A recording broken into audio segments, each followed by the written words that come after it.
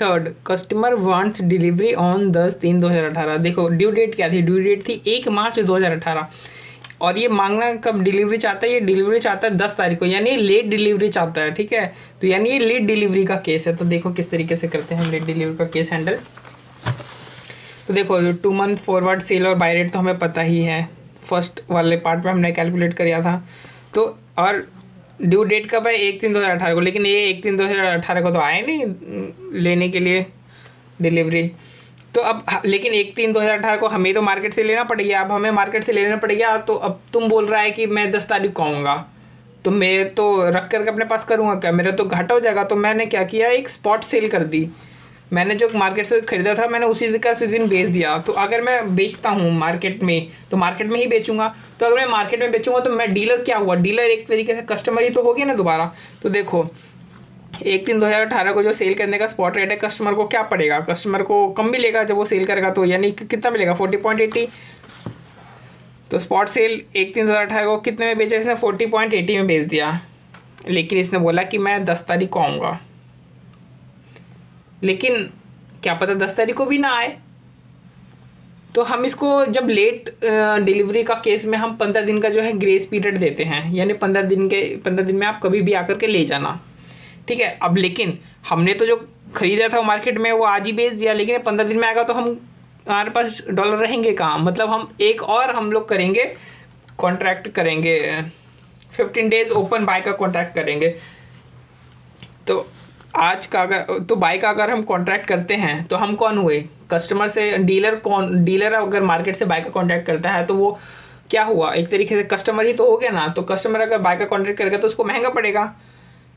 तो उसको महंगा क्या, तो महंगा वाला रेट कौन सा है, 40.95। तो $1 का पड़ गया 40.95। 15 डेज ओपन बाय, देखो ये 15 डेज बाय नहीं है, ओपन बाय है, मतलब 15 डेज के बीच में कभी भी मैं परचेज कर सकता हूँ। तो स्पॉट रेट ये होगी। अब प्रीमियम भी तो ऐड करना है ना। तो देखो प्रीमियम कौन सा ऐड करते हैं, तो जब भी लेट का केस होता है और हम ओपन बाय के लिए हम प्रीमियम जो है हमें प्रीमियम चाहिए, तो ओपन बाय का प्रीमियम कैसे चूज़ करते हैं। तो जो एक्चुअल डीलर होता है, जो एक्चुअल में डीलर है, इस समय एक्चुअल में डीलर कौन है, मार्केट। क्योंकि जो डीलर है वो किससे बाय का कॉन्ट्रैक्ट कर रहा है, मार्केट से। तो एक्चुअल डीलर कौन हुआ, मार्केट।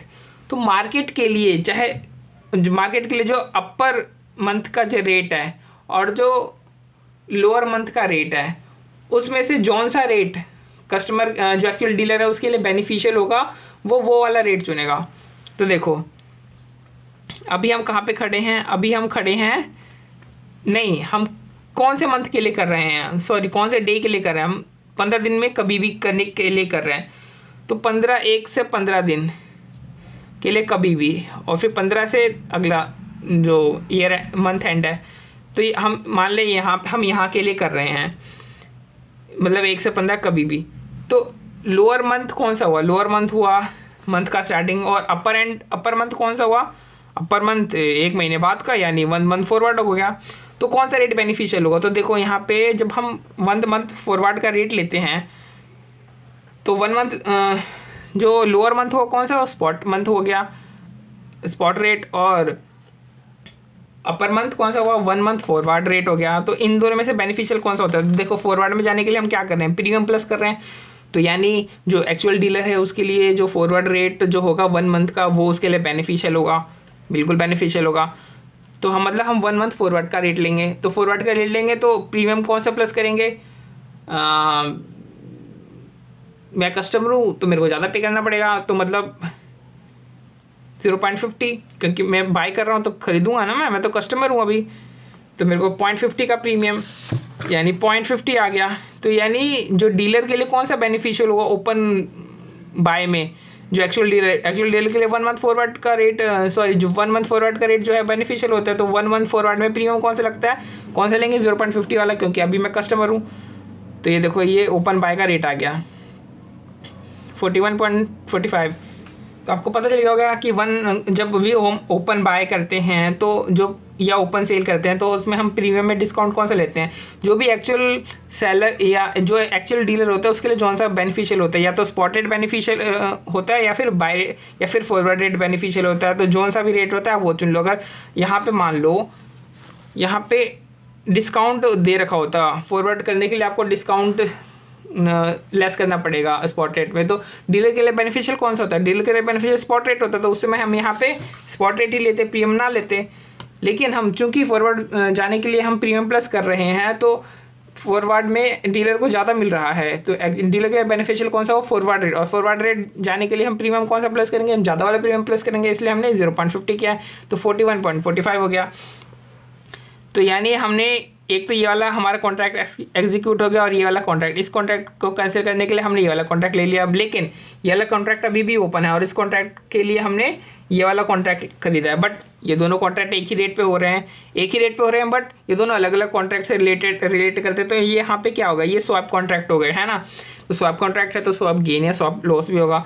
तो देखो सेल कितने की है? $40.80, और बाय कितना क्या है? बाय है 41.45 का। तो हमारा क्या हुआ? देखो हम सेल तो कम पे कर रहे हैं, लेकिन बाय ज़्यादा पे कर रहे हैं, तो हमारा लॉस हो गया $1 पे। तो $10,000 पे टोटल स्वैप लॉस कितना हुआ? इंटू कर दो तो 6,500 हो गया। तो ये 6,500 ये जो जब कस्टमर आएगा परचेज करने के लिए, तो फॉरवर्ड रेट के अलावा इसको ये डीलर को पे करना पड़ेगा, क्योंकि इसके चक्कर में ये लेट आ गया, इसके चक्कर में डीलर को लॉस हो गया, तो इसको एक्स्ट्रा ये पे करना पड़ेगा।